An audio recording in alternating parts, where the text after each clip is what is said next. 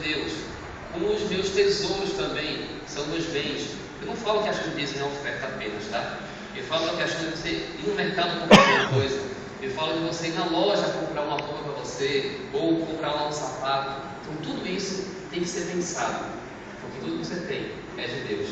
E também na questão dos talentos. Então Deus dotou todo mundo de talentos maravilhosos e fundamentais. Ninguém na igreja, ninguém fica sem talento, porque Deus dá talento.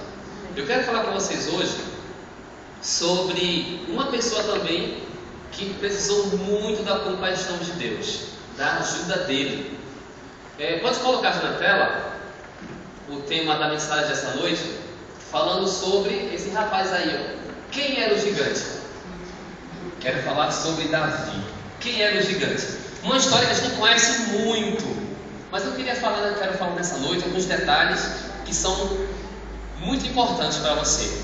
Então, na verdade, olhamos para Golias como um grande gigante e Davi como um jovem frágil, franzino, sem experiência alguma, muito jovem.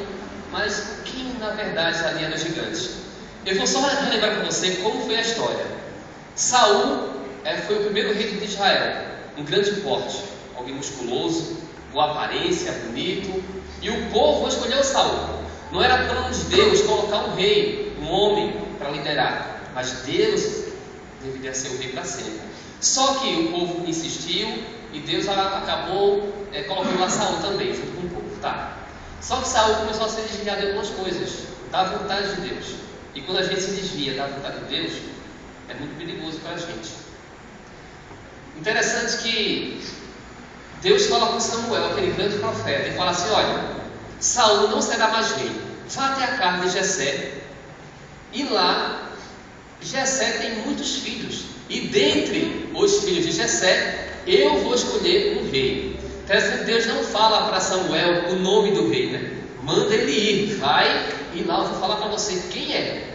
Você saberá. E ele falava com Deus de verdade, né? Ele foi lá, visitou Jessé e mandou reunir todos os filhos de Jessé na casa.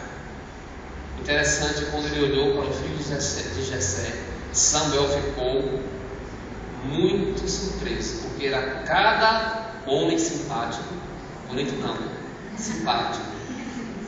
Cada homem simpático, forte, musculoso, de boa aparência, barriga de tanquinho, e assim vai. Então assim, olhos, quem sabe, de cores diferenciados.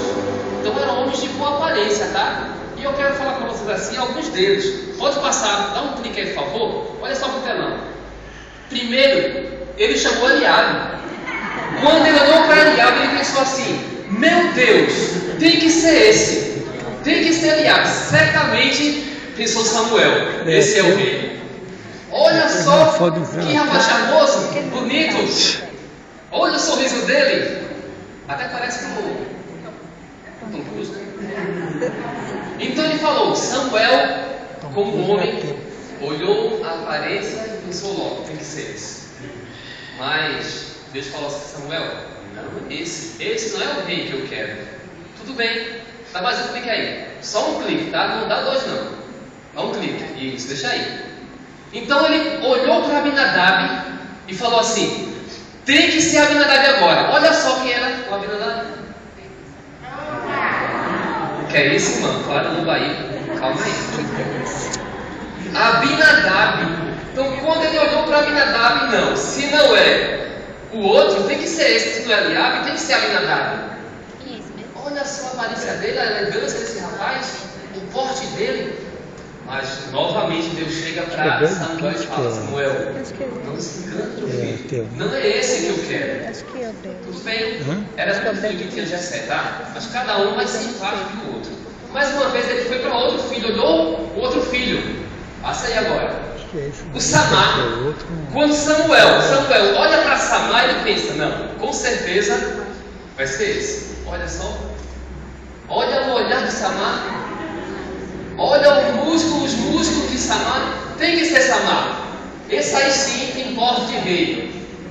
E Deus novamente, pela terceira vez, fala: Samuel, esse não é o rei que eu quero. Como homem se engana, né?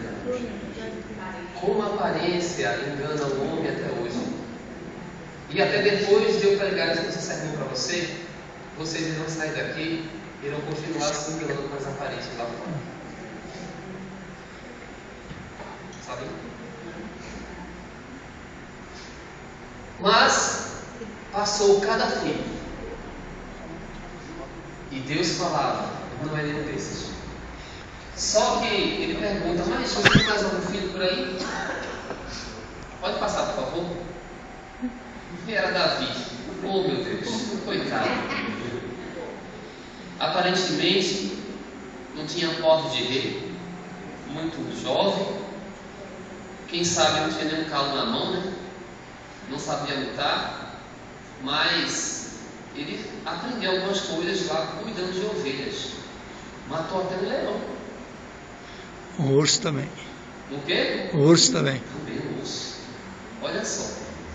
E Deus escolheu esse jovem que, dentre o filho de Jessé, era o menos provável a ser rei. Gente, como o ser humano ele se engana com a aparência. A gente estuda muita coisa, aprende muita coisa, mas às vezes eu fico pensando, meu Deus, será que na igreja nós temos que aprender ou desaprender? Às vezes nós precisamos desaprender mais do que aprender, sabe? Porque a gente vem com muitos costumes lá de fora, com herança, que cola e quer sair. Inclusive, de escolher alguns pela aparência. Isso é um namoro, tá? Então, qual a primeira coisa que você vai ver num homem, numa mulher? A mulher vai ver a beleza ou o porte físico, mas ninguém vai ver o caráter. Poucos observam o caráter. E quando casam com a mais bela, o mais belo, depois se iludem. Ninguém pensa assim, será que a pessoa estuda a lição da escola sabatina? Hã? Será que essa jovem que eu quero namorar, estou admirando, ele estuda a lição? Será que esse rapaz também que eu estou admirando aí, ele estuda a lição da escola sabatina? Será que ele fala 7? São detalhes que a gente acha às vezes tão insignificantes que fazem grande diferença lá no futuro. Tá? Eu quero passar aqui, vamos lá para a Bíblia, né? Passar um pouco da história. 1 Samuel, capítulo 17. Abra aí a sua Bíblia. 1 Samuel 17. Quero falar aqui para você alguns detalhes que são incríveis, fundamentais. Tá? O verso 41 a 43. Aqui ocorre uma grande batalha. Golias, o filisteu, se levanta para desafiar um homem apenas por Israel. E quem ganhasse aquela luta iria ganhar toda a guerra. Interessante que nenhum homem teve coragem de lutar com Golias, aquele gigante. Somente a ponta da lança de Golias pesava cerca de 3 quilos. Somente a ponta da lança, 3 quilos. Por que Saul não foi lutar com aquele gigante? O que aconteceu com Saul, que era o rei? Ele deveria lutar. Vamos ler aqui um pouco para entender essa história, tá? 41. Quem achou isso o quê? Amém. Parece que eu ouvi um eco de amém por aí. Acho que é porque não vieram ontem, né? Tá. Quem não veio ontem, então só vamos falar para você, tá? Quem achou não diz amém, diz achei. Simples assim, tá? Ou assim seja. Então quem achou diz achei. Amém. 41 diz assim: o filisteu também se vinha chegando a Davi, e o seu escudeiro ia diante dele.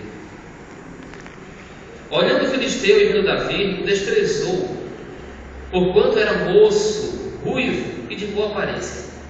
Disse o filisteu a Davi: sou eu algum cão para vires a mim com paus? E pelos seus deuses abençoou o filisteu a Davi. Parando aí, Davi estava em casa com suas ovelhas lá, cuidando dessas ovelhas. Seus irmãos estavam lá no campo de batalha, aqueles lá, bonitões, fortes, mas nenhum teve coragem de lutar contra o Golias. Davi foi levar algum alimento para seus irmãos. Chegando lá, ele viu aquele alvoroço todo, aquela movimentação, e ele percebeu o que é que está acontecendo. Chega para o seu irmão e ele pergunta: meu irmão, o que está acontecendo aqui? E quem já leu a história sabe que o seu irmão foi muito grosso com Davi, foi muito rude com Davi. Ele, sabendo disso, saiu e perguntou a outra pessoa lá. E a pessoa explicou que Golias havia desafiado o povo de Deus, estava com muitos xingamentos em relação até Deus e o povo dele. Davi ficou furioso. Davi era muito justo e defendia muito a causa de Deus.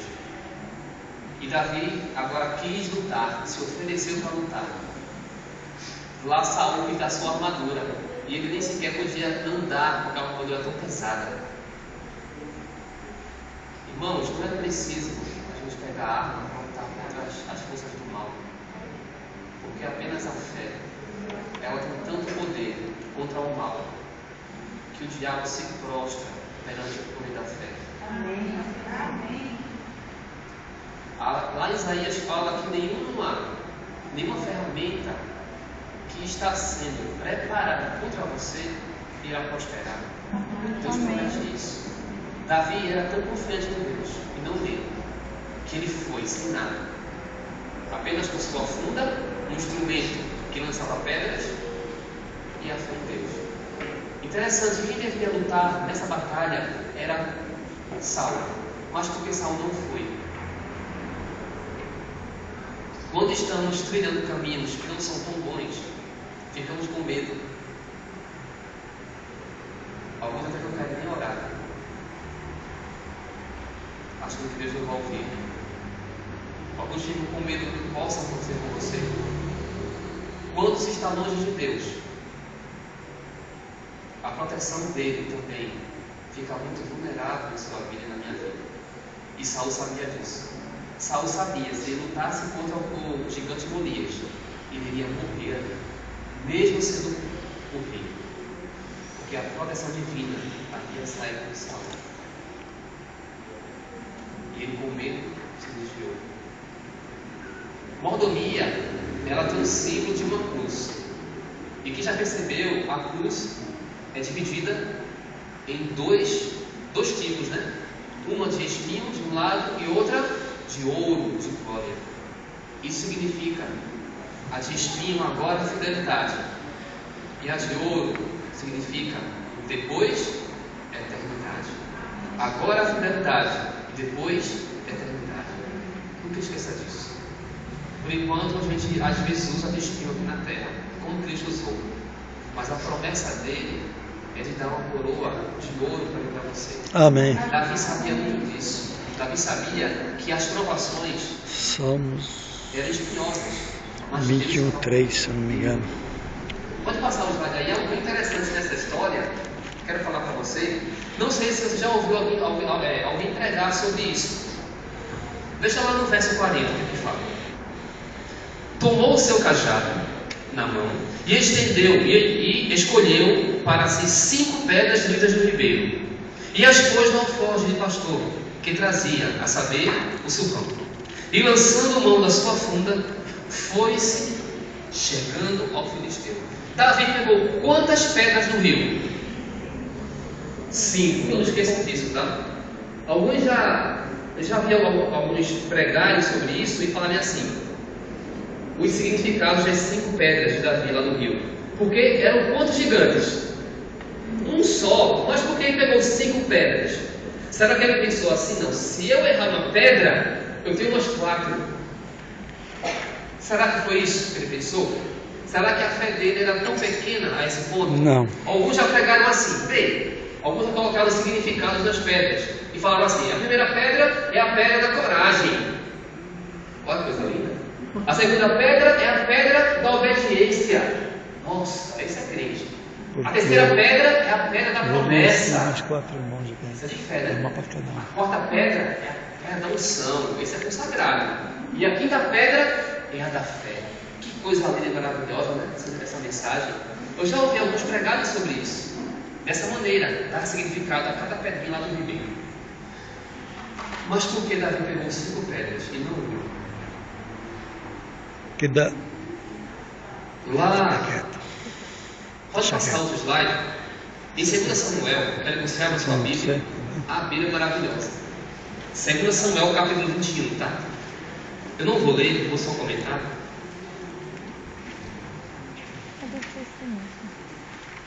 Capítulo 21. Não vou ler sim, vamos ver. Verso 16. 21, 16.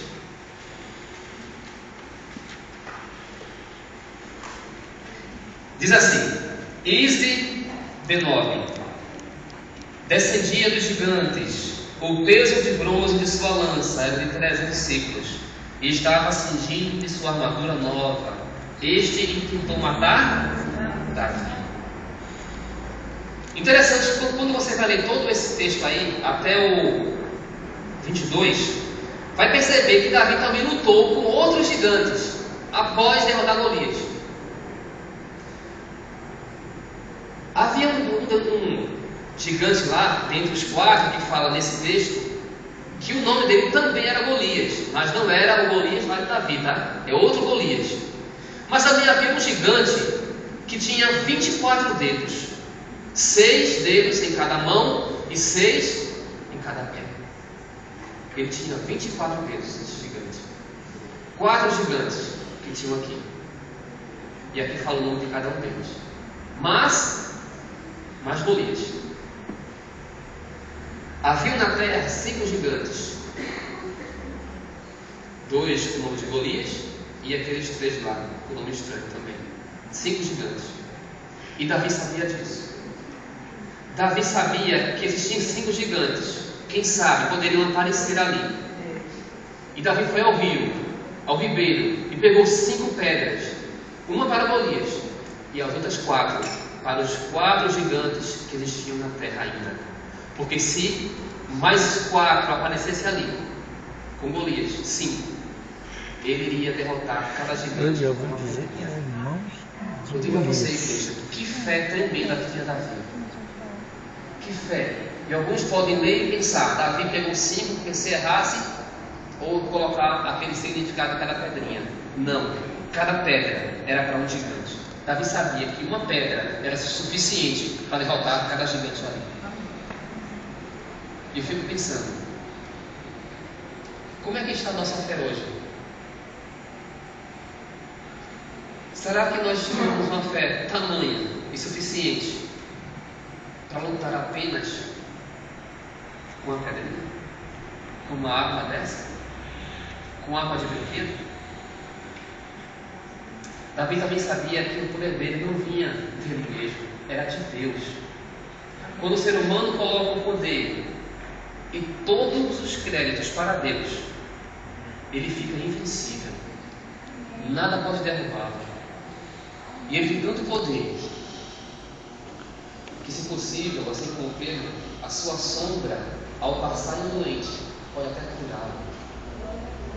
Fala lá em Atos capítulo 5 que a sombra de Pedro passava nos doentes e ele era curado das pessoas. A sombra, uma pedrinha insignificante, derrotou um gigante daquele tamanho. Uma criança. Alguns aqui, quem sabe, podem estar pensando assim: nossa, mas eu não me acho forte. Eu não me acho ter uma fé tão forte como Davi. Eu me acho na igreja, quem sabe, um dedinho pequeno, insignificante, não sei fazer nada. Paulo nos diz em 1 Coríntios 12, verso 22, ele fala que os membros do corpo que parecem ser mais fracos, esses são os mais necessários. Todos na igreja são importantes. E se você acha que a sua fé é tão pequena, não importa. Não importa que você tenha algum tipo de fé e que seja em Deus. Deus nunca pediu a você fé grande. Eu falei isso ontem na oração. Ele pediu a você uma fé do tamanho de um grão de mostarda, não do tamanho de uma montanha. Porque ele sabia que uma fé mesmo pequena, insignificante, mínima, é suficiente para derrotarmos qualquer pessoa ou qualquer inimigo, seja do céu, ou melhor, das hostes do mal, ou até da terra. falo inimigo da terra. Eu não falo de gente que derrotar a pessoa, acabar com a pessoa, destruir as pessoas. Mas nossos inimigos podem ser envergonhados com o uso da nossa fé. Amém. Sem lutar em nada, sem fazer nenhum mal, sem desejar nenhum mal, apenas com a nossa fé, com a nossa luz, os inimigos são derrotados. Como falei no começo, até o diabo se prostra perante uma fé tamanha. Eu tenho um vídeo para passar agora. Esse vídeo mostra um pouco da nossa realidade. Muitos aqui podem se achar frágeis como um vaso, frágeis como um ovo, frágeis como uma lâmpada, como uma taça. Mas Deus transforma aquilo que é frágil em algo indestrutível. Amém. Pode colocar um vídeo para a gente agora assistir e refletir.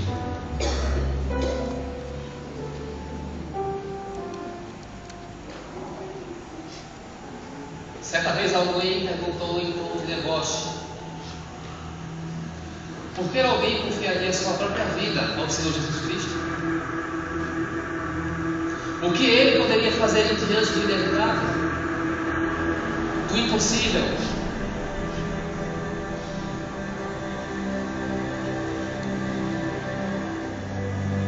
Não seria eu, você tão frágil como era antes de aceitá-lo?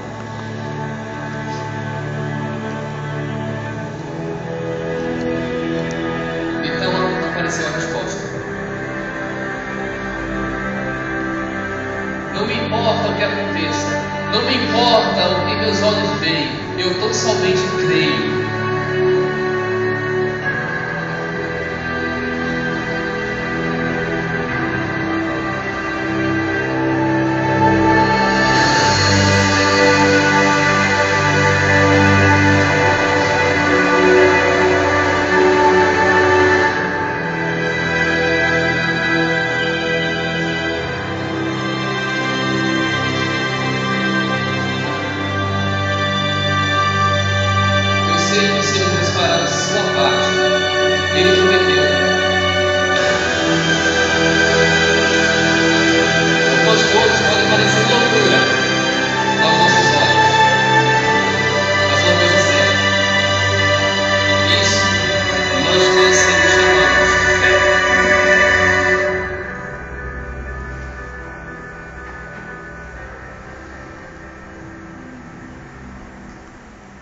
Nessa noite há alguém que precisa pedir a Deus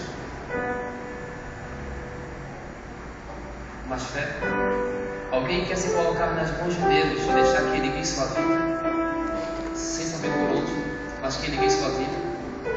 Se você nessa noite precisa se colocar nas mãos de Deus e pedir que ajude você, quem sabe em alguma área da mordomia cristã, sejam os seus tesouros, finanças, seja no questão dos talentos, no tempo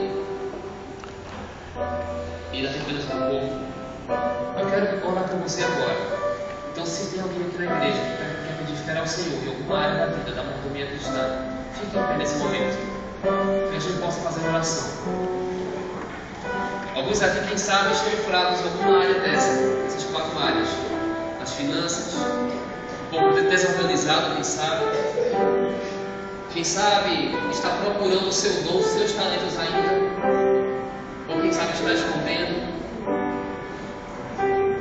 Alguns, quem sabe, precisam cuidar do seu corpo, a temperança do corpo. Outros precisam dedicar mais tempo a Deus. Senhor Deus, aqui está o teu povo. Que a bênção do céu seja presente nessa noite sobre cada um aqui. Aleluia, Senhor. Somos mordomos, muitas vezes falhos, mas clamamos ao céu para que o poder do Espírito Santo venha sobre nós. Amém. Nos ajuda em nome de Jesus. Glória a Deus. Ser forte em cada área da mordomia cristã, Senhor. Se formos fiéis ao Senhor, seremos no tempo. Também seremos na dependência do corpo. Seremos nos talentos. Amém. E seremos em nossas finanças e nossos tesouros. Queremos colocar nas tuas mãos, Senhor. Em nome de Jesus, amém. Amém, Senhor. Vamos cantar um agora. Nas tuas mãos, pode colocar. Cantemos esse hino. como nossa oração, com fervor. Se coloque na mão de Deus agora. Nas mãos dele a segurança. Ficamos fortes e temos isso a nos poder.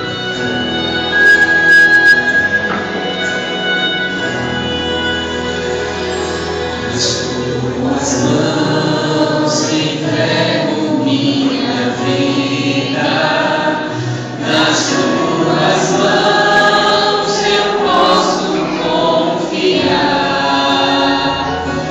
As minhas lutas, os teus temores, os teus anseios, as minhas dores, nas tuas mãos, Senhor, entrego meu viver, no teu altar me prostrarei. És oleiro e eu o vaso, nas tuas mãos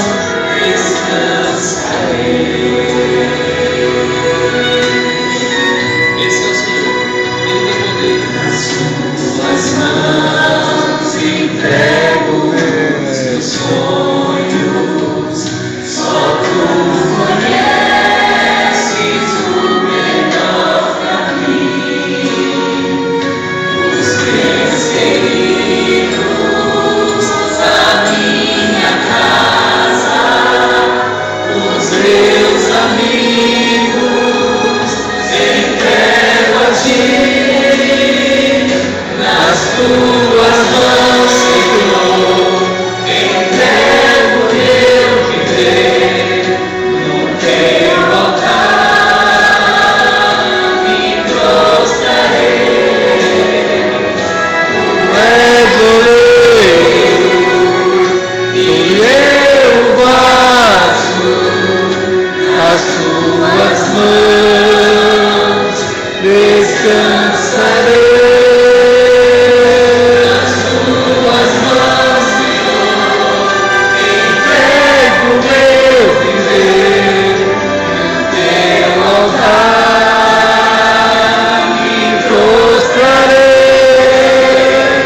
Tu és oleiro e eu o vaso, nas tuas mãos descansarei.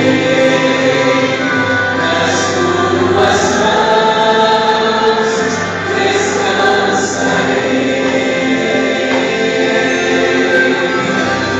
descansarei. Nosso Deus e poderoso Pai, Amém. que essa igreja, em nome de Jesus, se coloque em tuas mãos. Aleluia, Pai. Que a fé, que esse povo, que eu preciso hoje, seja real em nossa vida. Que clamemos ao céu, para que agora no Senhor irradie esse lugar, essa igreja, nossa vida. Que ninguém, Senhor, aqui se perca. Amém. Que todos sejamos aqui dentro, lá fora, mordomos fiéis ao Senhor em todas as áreas. Obrigado porque o Senhor trouxe as pessoas aqui nessa noite. Viu muita gente hoje e o céu está feliz com isso. Parece que hoje é sábado. Obrigado, Senhor, porque o Teu Espírito fez com que cada um viesse nessa noite. Amém, Senhor Deus. Sei que é um desafio durante a semana, trabalho, estudos, mas que aqueles que se sentirem movidos pelo mesmo Espírito que o Senhor moveu Davi, venham aqui e que escutem e que ouçam respostas para as suas mais difíceis situações na vida. Amém, Senhor. Que durante esses 10 dias de oração, que estamos junto com a semana de mordomia, Amém. bênçãos e milagres reais nessa igreja, em nossa casa e trabalho, aconteça em nome de Jesus. Amém. Deus abençoe você. Obrigado por ter vindo e até amanhã às 20 horas, né, Daniel? A semana toda às 20 horas, né? Então, fique na paz.